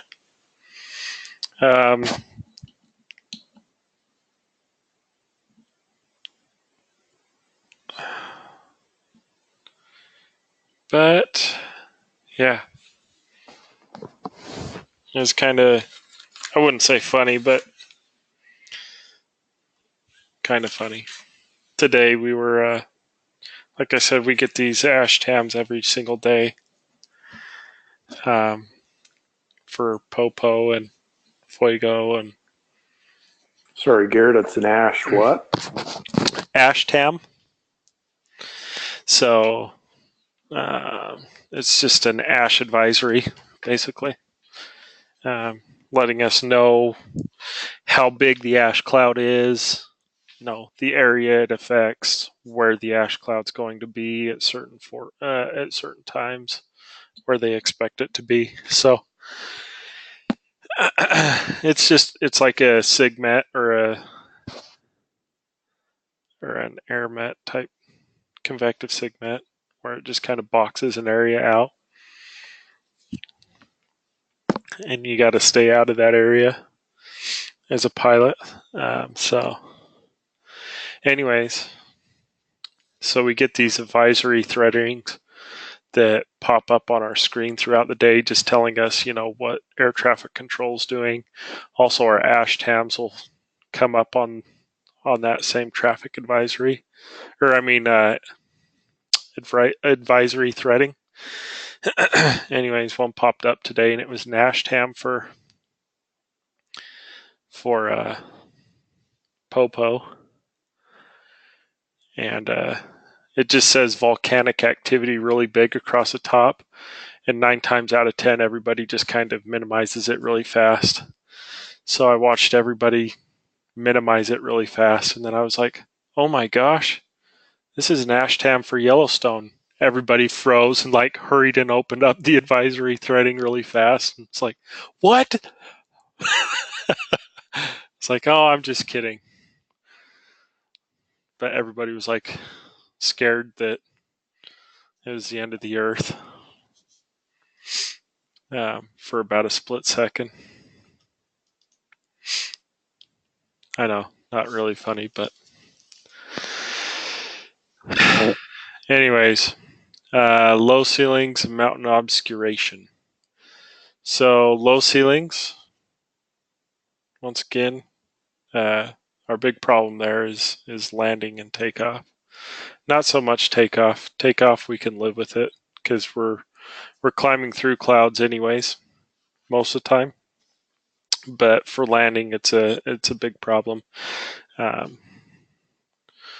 We got these videos on the drive.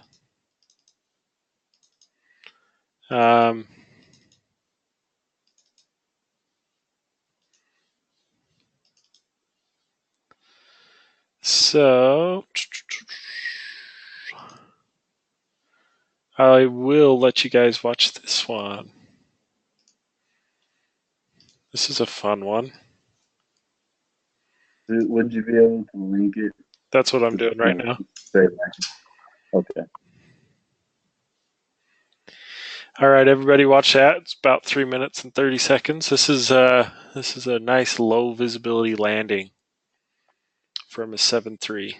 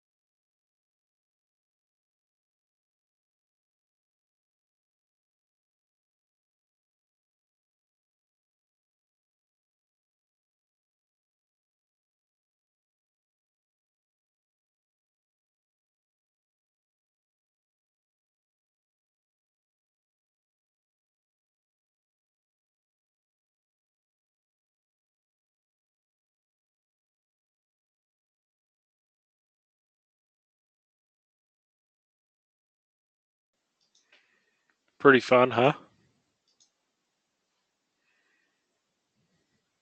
Yes. So, yeah, that's what a low ceiling is. You can see why that's dangerous. Um, so there's two types of ceilings when we talk about these low ceilings here. Like it says, there's a layer of loft ceiling. The layer of loft ceiling still allows us, once we break through that cloud layer, we have decent, pretty good visibility underneath the cloud layer. But there are times that video did a pretty good job of showing like an indefinite type ceiling. Although once he got on the ground, he could see just fine, but coming through it, it was pretty much an indefinite ceiling until he got on the runway and actually onto the taxiway. So, yeah. Pretty intense. So mountain obscurations. Why would a mountain be dangerous? Because that's part of an obstacle that you don't want to be around and taking off and landing near. Yeah. Our planes can only climb or descend so fast, right? I guess we could descend really fast in a plane if we wanted to, but we can only climb out so fast. So, you know, mountains can be a very difficult obstacle to maneuver around. I'm going to add one. There was that, what was it, that Korean Air flight that they had a cockpit management issue. The first officer isn't expected to, or at that time wasn't expected to ever question a pilot in command, and he saw that he was descending into a mountain, but he didn't want to be questioned, and they basically descended right into the side of a mountain that they couldn't see, obviously, due to visibility. Just killed everybody on the flight. So Yeah. So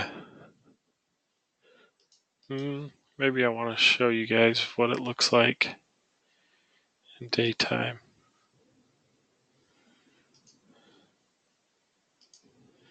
Hold on. Let's see.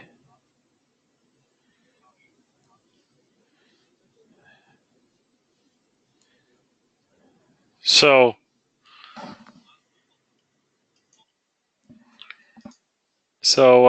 just looking at this, you can see how dangerous these mountain ranges can be. Think about if you have a balked landing, or a go round or a whatever you want to call it, where you don't actually touch down. Look at how dangerous that can be. So this is Aspen, and this is SkyWest's bread and butter, or these SAT-4 ski town airports that are really small. We love to service these, and we're really good at doing it because our CRJs do a good job of getting in and out of them. But you know, could you guys hear the video while it was playing? yeah, it was calling out the altitude. Yeah. So, can you hear it right now? No, I can't. Okay. Here, let's see. You guys can hear it now.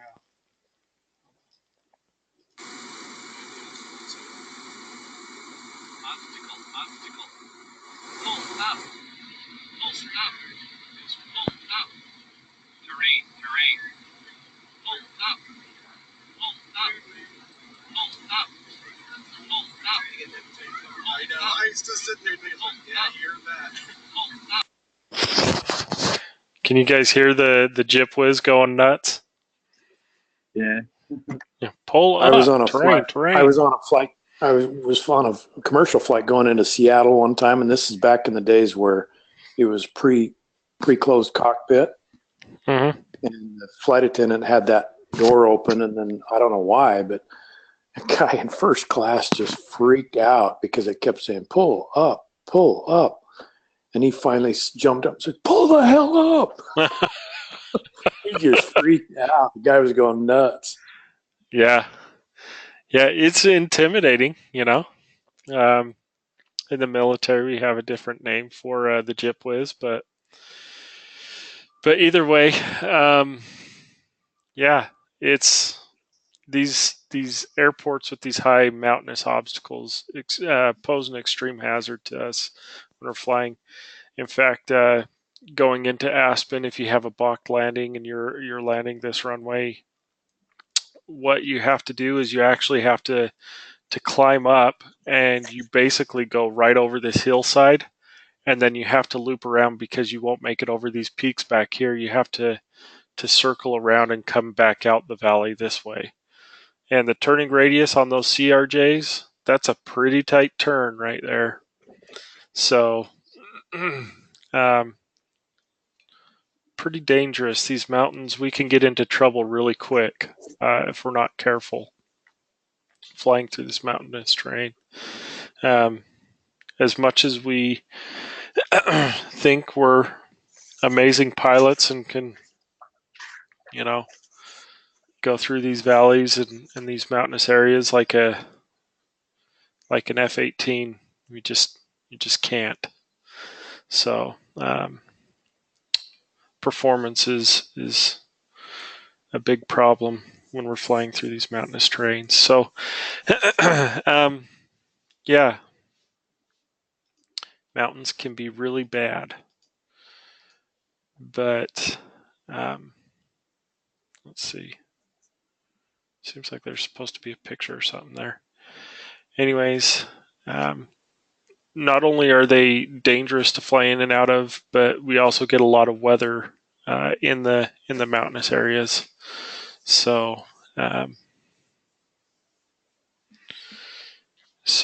it's pretty misleading, but we got to be extremely careful when flying these mountainous areas. Who knows what a dry runway is without looking at without cheating? Wouldn't it be just a runway that Is dry? just a dry runway, no rain or anything on it. Right. Oh, A a hot dry runway. runway is a runway that's dry. Super hard definition. Now, what's a wet runway? That was a trick question. Yeah, I A know. wet runway is a wet runway. Yeah, it's a wet runway. Well, I don't know. I imagine the FARs have broken it down a little more. They tend to complicate things. Yeah, so wet runway is not dry or contaminated. So we have what's called a contaminated runway. Contaminants would be something like slush, snow, ice. But a wet runway is basically just water, liquid water on the runway.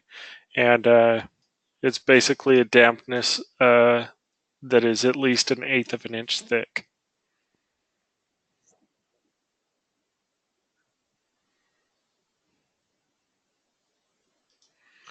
So, yeah. Basically, regardless of whether or not the surface appears reflective. If you can feel it, it's wet.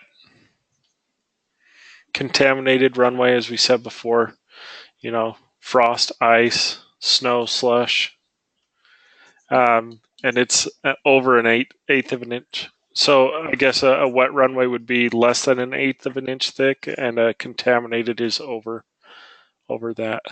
So dry snow is Great Salt Lake snow. Wet snow would be water or snow that's really wet, really compacts really easily. Slush is just basically the mix of water and that snow, right? And then compacted snow is just snow that's been compressed. Frost, we kind of get an idea of what frost is. It's got more of a granular texture because the frost crystals grow independently. It's not just like a smooth surface like ice is. It's like individual granules. So, water. We all know what water is.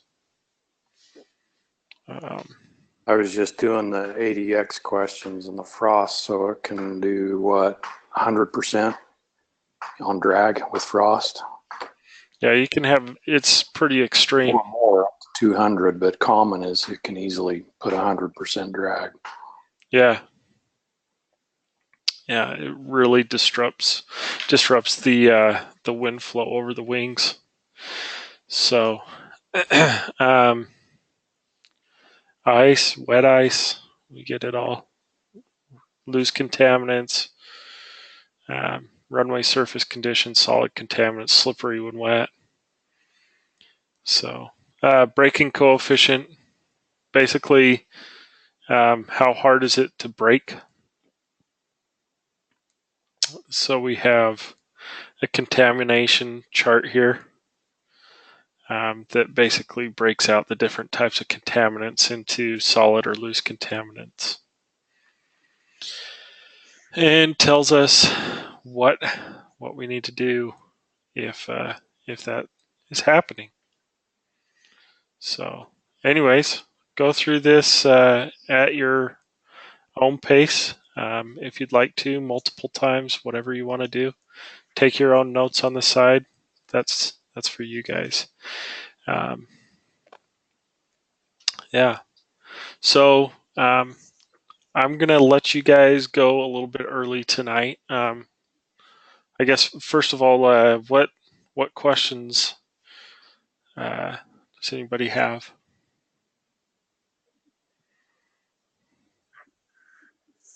Um,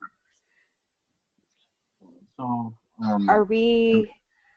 Do you want us to watch those videos tonight? You can watch one of those videos tonight. This is why I'm letting you go a little early. You guys can use this time to study whatever you feel like you're struggling with. What I was going to say is that this pretty much wraps up our weather section. And so that my being said, gosh. we're going to be taking a test next week. We may be taking Ah! 2 tests next week. I'm going to have to take a look at it and see if we can knock it all out in one test, or if we need 2 tests. But anyways, study those TAFs and METARs.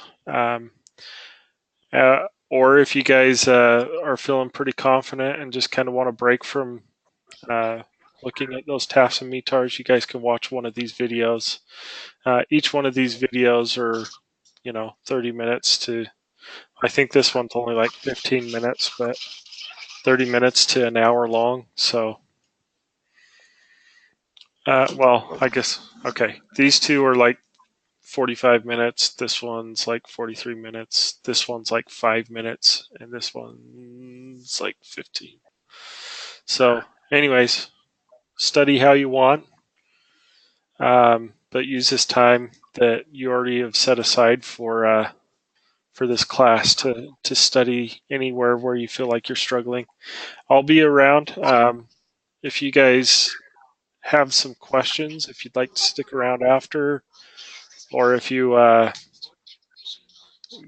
to email me tonight, you can feel free to email me. I'll even put my telephone number for those of you guys that don't have it. I don't know if I gave this out at the first of class, but anyways, the telephone number's in the chat. You guys can call or text me with your questions, and I can answer them if you need help with anything. I'm pretty available for the most part tomorrow if you guys need some help. But yeah, I'll let you guys get going if you want to go and study. So Oh yeah. Thanks, Garrett. yeah. okay. Have a